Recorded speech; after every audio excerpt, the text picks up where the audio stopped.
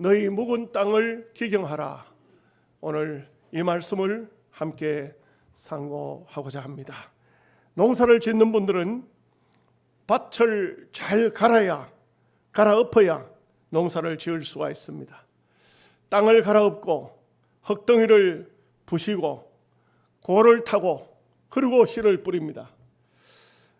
이렇게 하는 것은 흙이 숨을 쉴 수 있기 때문에 그러한 것입니다. 우리가 농촌에 사는 것은 여러 가지 하나님의 또 혜택이 있습니다. 이 흙이라는 것은 대단히 중요하고 또 우리는 이 흙에서 나는 것을 먹고 흙 위에 사는데 그렇게 하면은 건강에 대단히 좋습니다. 도시에는 아스팔트가 깔려 있고 집은 콘크리트 집으로 되어져 있습니다. 인도까지도 전부 보도블록을 깔아서 흙을 덮어버렸습니다. 흙이 숨을 쉬지를 못합니다. 편리한 것은 좋지만 자연의 혜택은 없습니다. 아토피나 기관지나 천식이나 이런 병들이 생기는 이유가 여러 가지 환경이 있겠지만 편리한 세상 원리 따라서 살다가 보니까 그렇게 되어버리고 마는 것입니다. 이런 질병들이 있는 사람들이 시골로 들어오면 왜 살까요? 왜 건강해질까요? 그것은 흙으로 오기 때문에 그런 것입니다. 창세기 3장 19절 말씀에 보면은 내가 흙으로 돌아갈 때까지 얼굴에 땀을 흘려야 먹을 것을 먹으리니 내가 그것에서 취함을 입었습니다. 너는 흙이니 흙으로 돌아갈 것이니라. 농사를 짓는 분들은 곡식을 심고 또 잡초를 계속적으로 뽑아주고 또 어떤 곡식은 북을 돋워 줍니다. 이렇게 함으로써 땅 속에 생명을 불어넣어 주는 것이고 땅이 숨을 쉬는 것입니다. 이것은 대단히 중요합니다. 아무리 좋은 땅이라 할지라도 어떤 분은 풀 뽑기가 싫으니까 밭고랑에다가 농약을 제초제를 치는 사람이 있습니다. 그 제초제를 치면은 땅이 다 죽어버리는 것입니다. 땅도 살아 있습니다. 땅도 생명력이 있기 때문에 우리가 씨앗을 심으면 거기에서 생명이 나오도록 되어져 있는 것입니다. 신기하지 않습니까? 흙덩이 속에 배추, 무, 파 무엇인지 심으면 거기에서 영양분을 섭취해서 자라는 것은 그 흙이 생명이 있다, 살아있다 이렇게 말을 할 수가 있겠죠.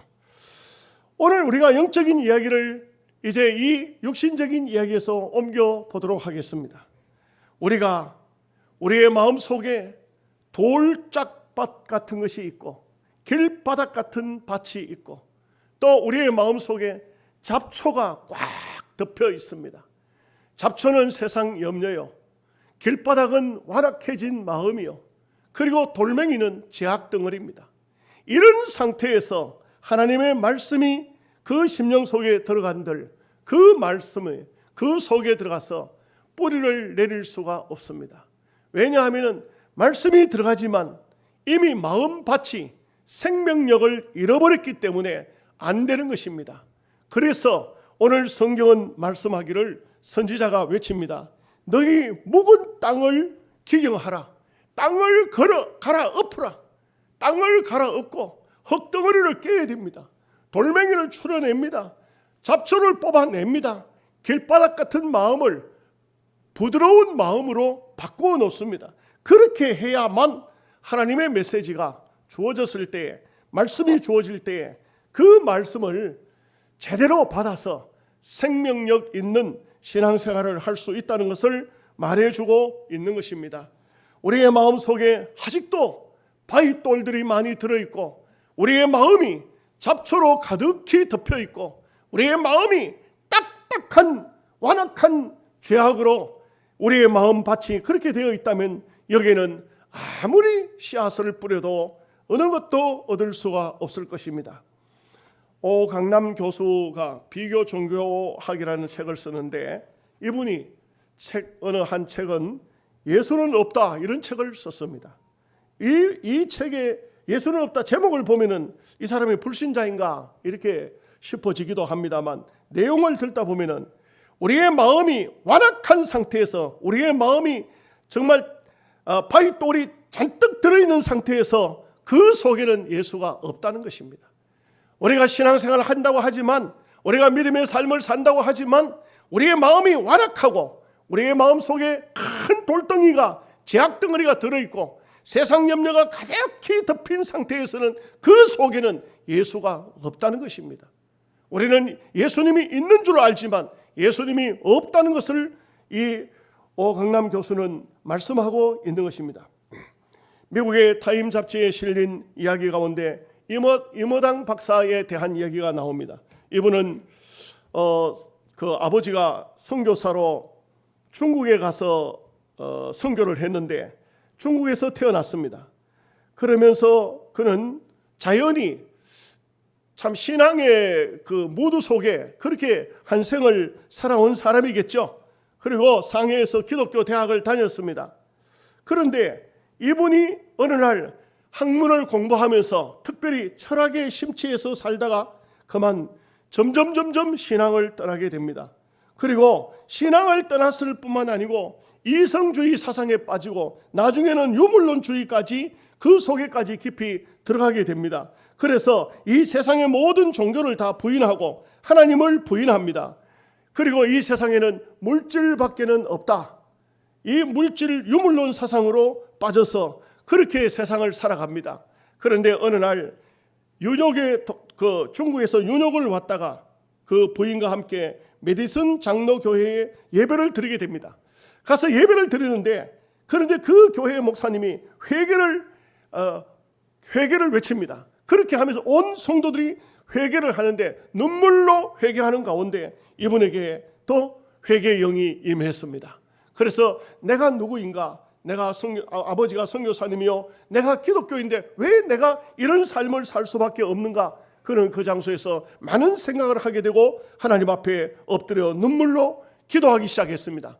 그렇게 간절하게 하나님 앞에 기도하는데 그의 심령 속에 성령이 뜨거운 불로 임했습니다.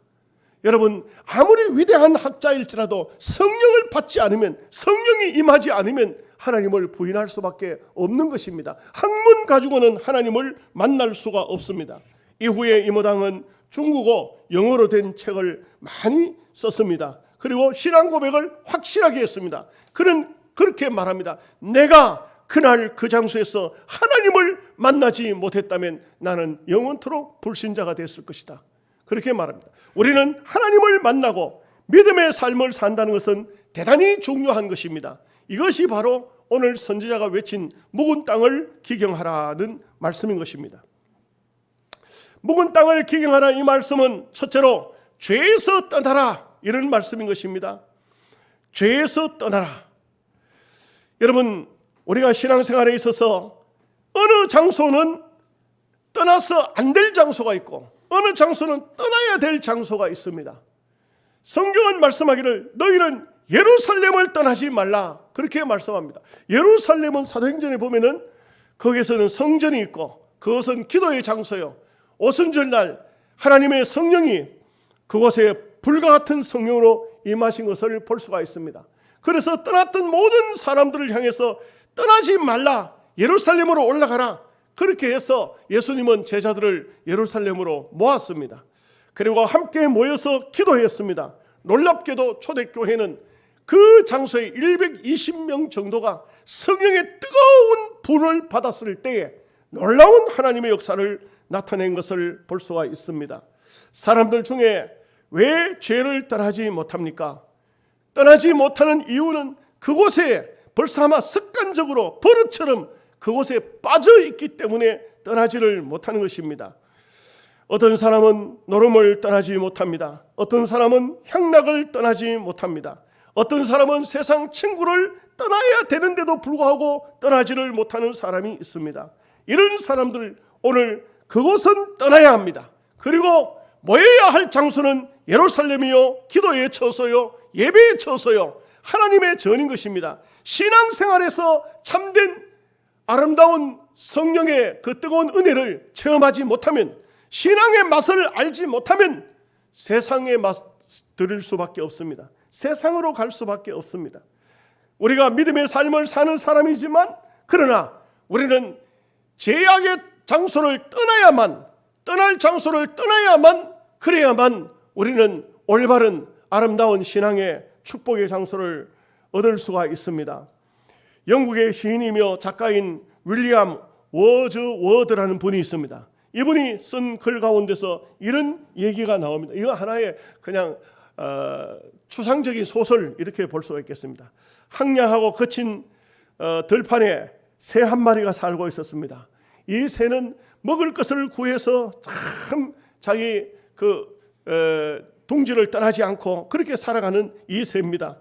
근데 어느 날 큰 바람이 불기 시작합니다. 바람이 불면서 자기가 지어놓은 둥지가 점점 허물어져 가니까 어떻게든 간에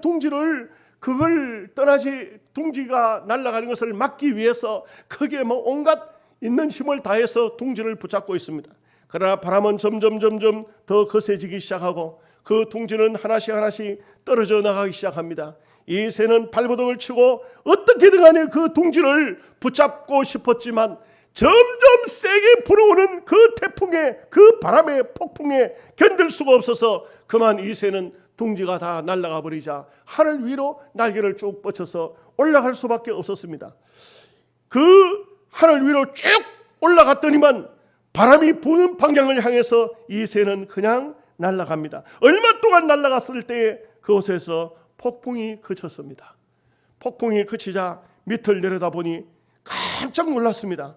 거기는 넓고 푸른 초원이 있었습니다. 지난번에 살던 삭막한 국가는 비교도 할 수가 없었습니다. 아름다운 꽃이 피고 있고 수많은 새들이 지저귀고 있었으며 평화롭게 살고 있는 그 지상낙원을 본 것입니다. 그 새는 그곳으로 내려옵니다. 그리고 수많은 새들의 친구들의 또 영접을 받으면서 그 초원으로 들어가게 됩니다. 여러분, 이 소설 속의 내용을 다 말씀드릴 수는 없지만 이 속에서 우리에게 얘기하고자 하는 것이 무엇입니까? 우리는 아직도 거칠고 힘들고 냄새나고 더러운 것이지만 세상 줄을 붙들고 있는 것입니다. 그 세상 줄을 주님께서는 놓으라고 말씀하고 있습니다. 얼마든지 이 세상의 즐거움, 이 세상의 쾌락보다 더 즐거운 장소가 하나님의 낙원이 있는데도 불구하고 믿음의 사람들이면서도 하나님의 사람들이면서도 아직도 세상의 그것을 붙들고 거기서 즐거움을 얻으려고 하는 것은 신앙의 즐거움을 모르기 때문에 그렇다는 것입니다. 영적인 세계, 그 푸른 초원이 있는 장소, 평화롭게 노래하는 장소, 모든 귀하요초 만발한 그 장소가 있다는 것입니다.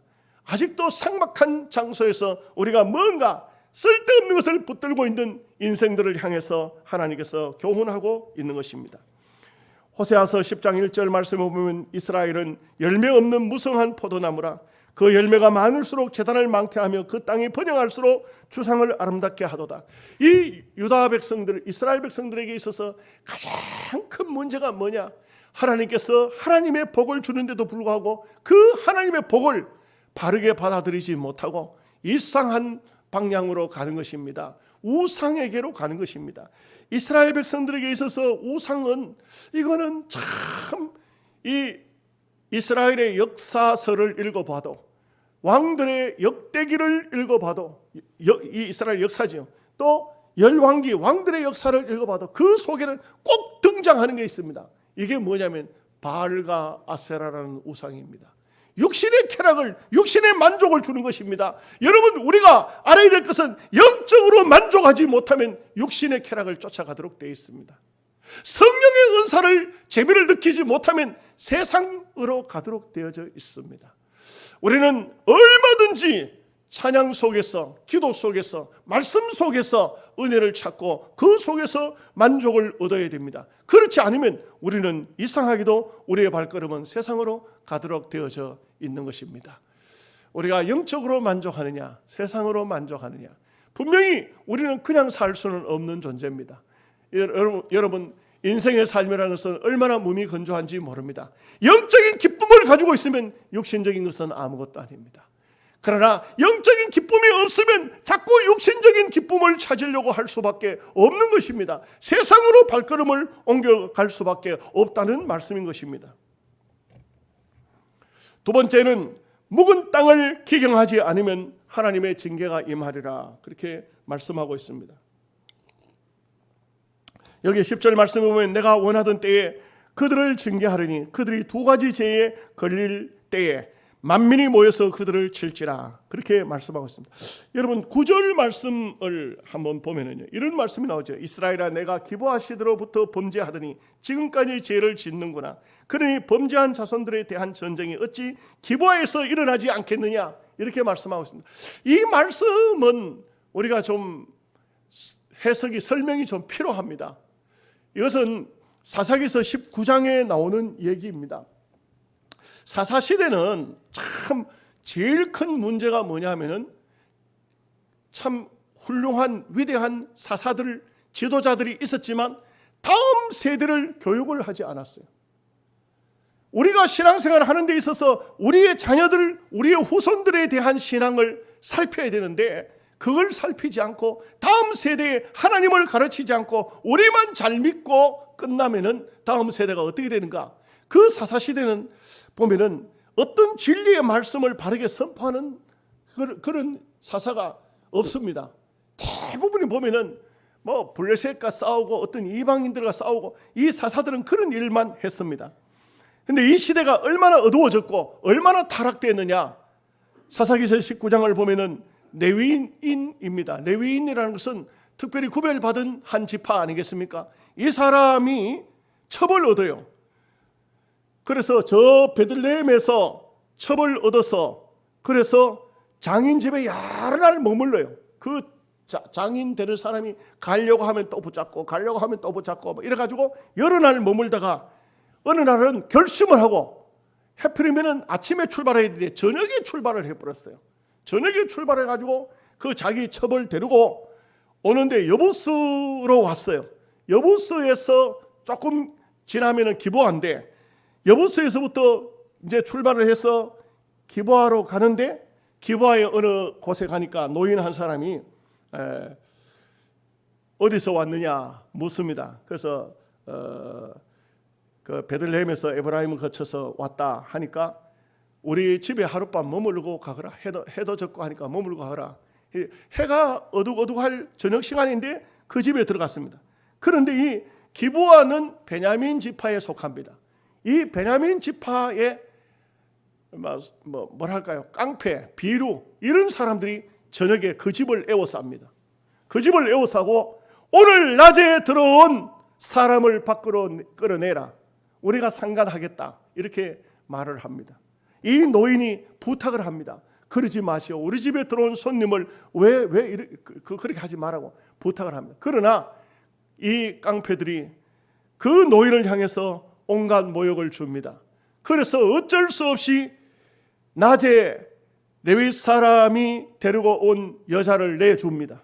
그랬더니 이 기브아의 사람들이 밤새도록 그 한 여인을 데려다가 욕을 보였습니다.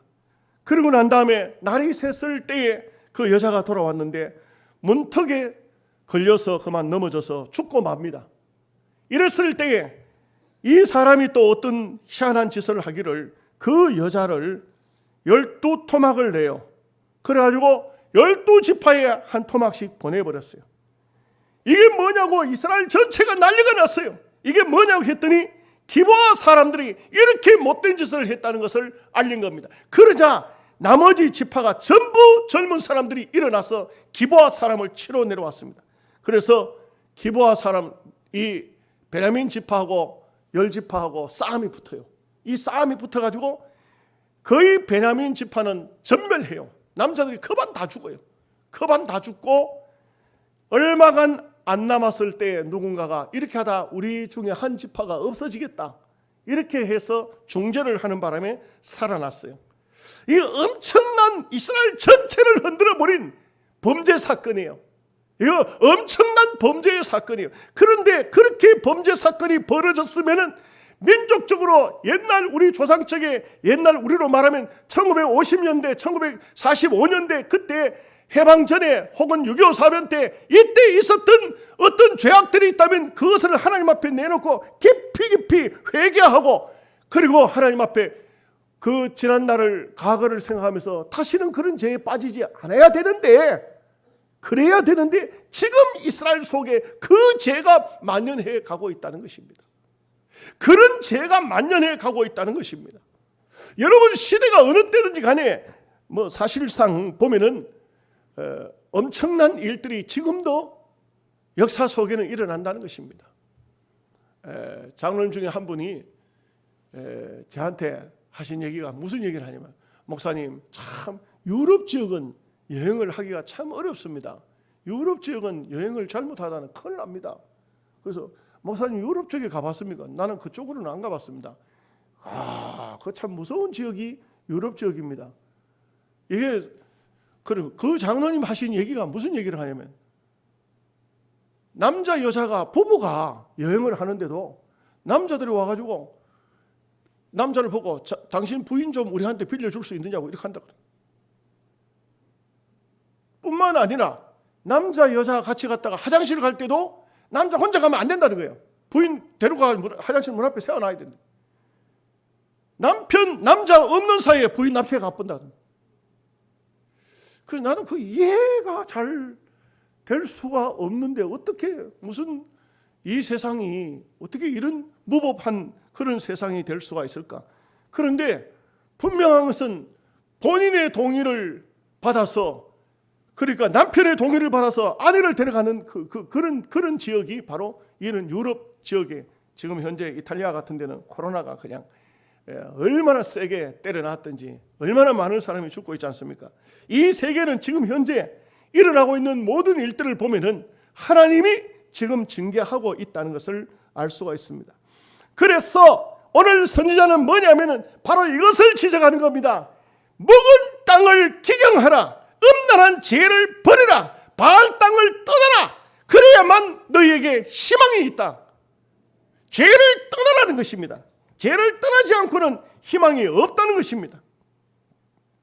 오래된 죄악들, 숨겨놓은 죄악들, 이것을 반드시 땅을 갈아엎듯이 한번 회개해야 될 것을 말씀하고 있는 것입니다. 이렇게 회개할 때에 마침내 여호와께서 임하사 의를 비처럼 내리시리라, 그렇게 말씀하고 있습니다. 이 말씀의 의미를 볼 때는 결국은 그 땅에 흉년이 들고 사람의 마음들이 황폐해져 가고 온갖 범죄의 사건이 생겨져서 흉흉해지는 이유는 죄악을 떠나지 못해서 그렇다 하는 것입니다. 플라톤의 제자 가운데 토로킬레스라는 사람이 있다고 합니다. 토로킬레스라는 사람은 시간만 나면은 바다에 나갔답니다. 왜냐하면 바다가 그렇게 좋았던 것 같아요. 아마 산을 좋아하는 사람은 시간만 나면은 산에 올라가죠. 산에 올라갑니다. 산에 올라가는데 이 토로킬레스가 배를 타고 바다에 나가서 배를 떼어놓고 거기에 누워서 노래를 하고 시를 읽고 이래 하는 것을 굉장히 좋아했는데, 어느 날 풍랑이 좀 이는데도 불구하고 괜찮겠거니 하고 배를 몰고 나갔다가 거의 막 죽을 뻔했는 거예요. 엄청난 고통을 당하고 엄청 막 거의 그만 죽다가 살아난 거예요. 이분이 돌아와가지고는 자기 집이 바닷가에 있는데 바닷가로 난 창들을 다 막아버렸어요. 다 막아버렸더니 친구가 와서, 여보게, 이 좋은 집을 바닷가에다 지어놓고 바닷가에 창문을 다 막아버리면 무슨 집이 이런 집이 있는가 하니까 하는 말이, 내가 바다를 보고 있는 동안에는 어느 한순간 내 마음이 바다로 갈 수밖에 없어. 내 마음이 가니까 내가 바닷가로 갈 수밖에 없었네. 내가 바닷가에 가서 풍랑이 이는데도 불구하고 겁도 없이 바다에 들어갔다가 죽을 뻔했으니 다시는 풍랑이 있는 바다, 아름다운 바다를 보지 않기 위해서 창문을 다 닫아버렸다. 상당히 일리가 있는 것 같아요. 우리가 하나님 앞에 믿음으로 살기 위해서는 때로 우리가 늘 범죄의 자리에 빠지는 그것을 아예 창문을 막아버리듯이 싹 막아버려야만, 그래야만 우리는 그런 제약된 장소로 빠지지 않고 경건한 삶을 살 수가 있을 것입니다. 고린도전서 6장 18절 말씀에 음행을 피하라. 사람이 범하는 죄마다 몸 밖에 있거니와 음행하는 자는 자기 몸의 죄를 범하는 것이니라. 이 유다인들, 이스라엘 백성들 계속해서 떠나지 못했던 이 범죄의 사실, 이런 음란의 죄, 이것을 오늘 선지자는 묵은 땅을 기경하듯이 갈아엎어라. 깨끗하게 갈아엎어라. 완전 갈아엎어라. 세 번째는 묵은 땅을 기경하라는 말씀은 하나님의 말씀 앞에 순종하라는 것입니다. 말씀 앞에 순종하는, 말씀은 어떻게 순종해야 됩니까? 즉시 순종해야 됩니다.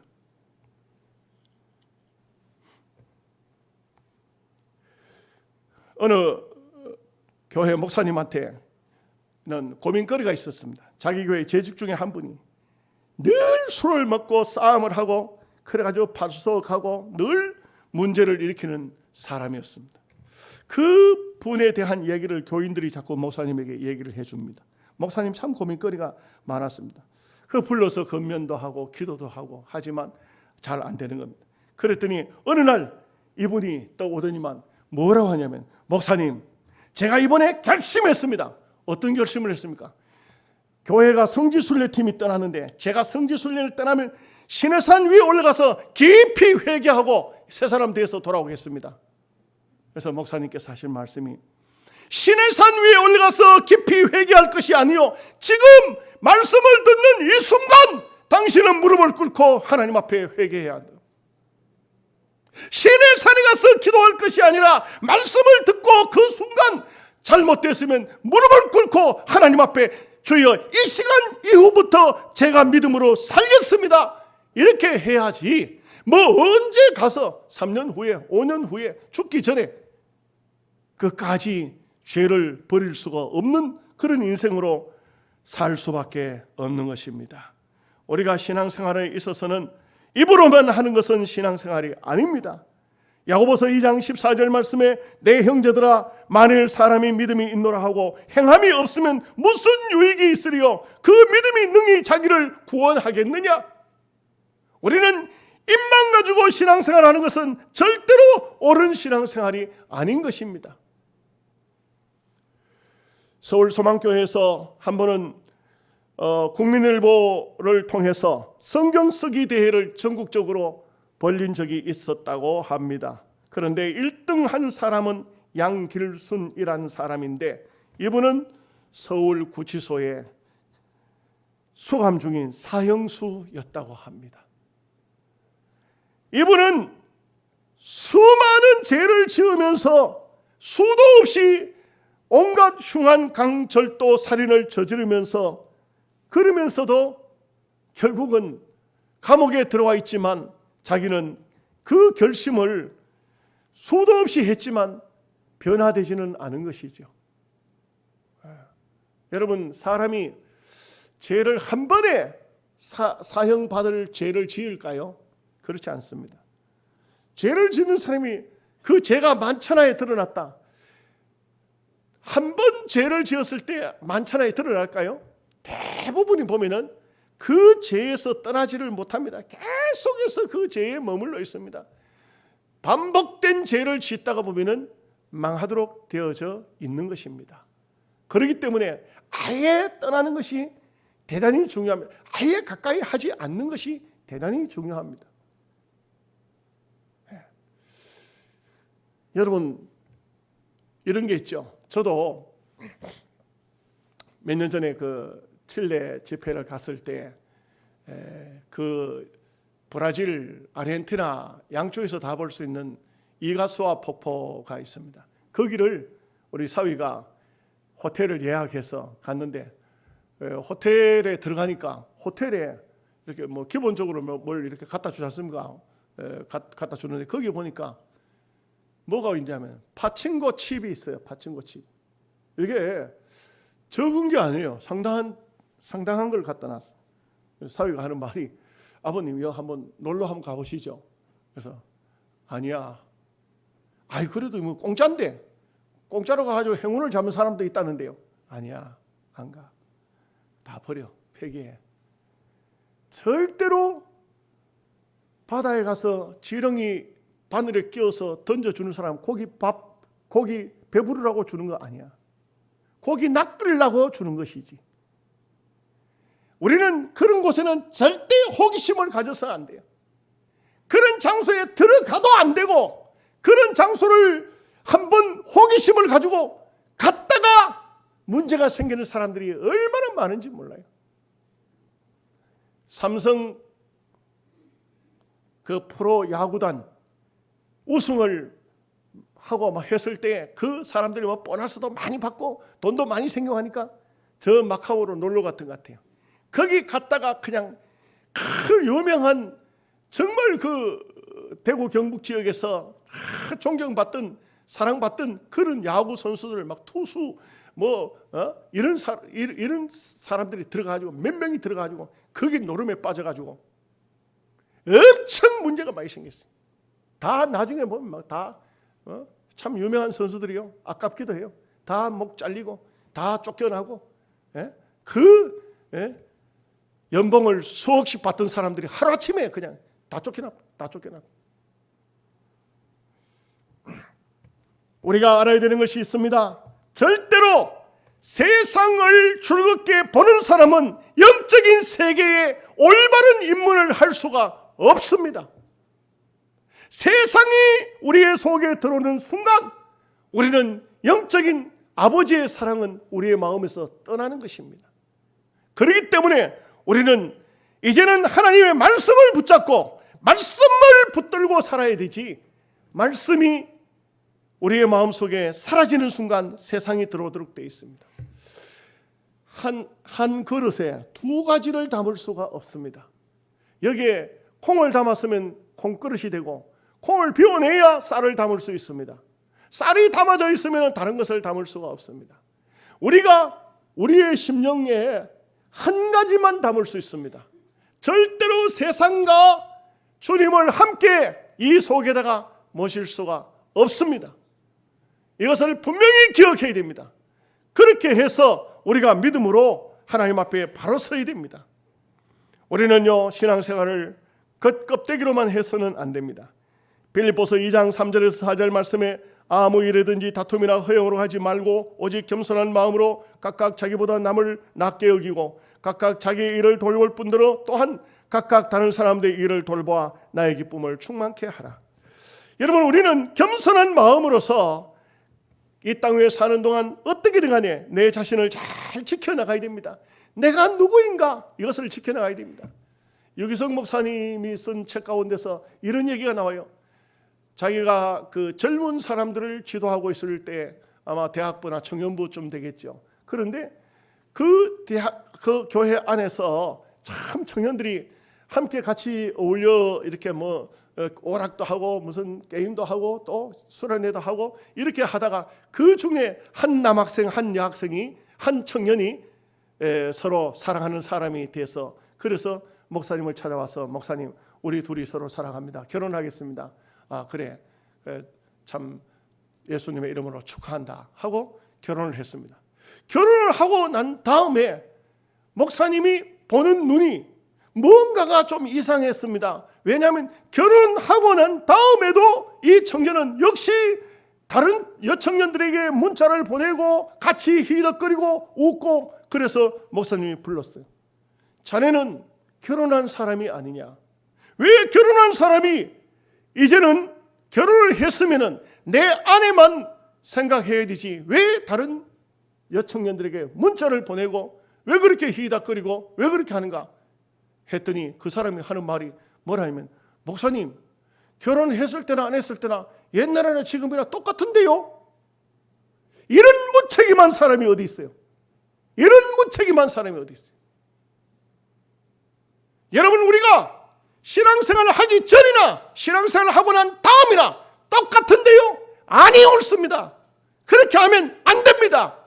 우리는 반드시 집사가 되면 집사만큼의 믿음을 가져야 되고, 장로면 장로만큼의 믿음을 가져야 되고, 목사가 됐으면 목사의 위치를 생각해야 되지. 결혼을 했으면 내 아내, 내 남편으로 즐거워하고 만족해야지. 다른 곳에 눈을 돌리고 다른 곳에 무슨 요즘처럼 핸드폰으로 하다가 막 문자 넣고 히덕거리고 이것은 아니라 이 말이죠.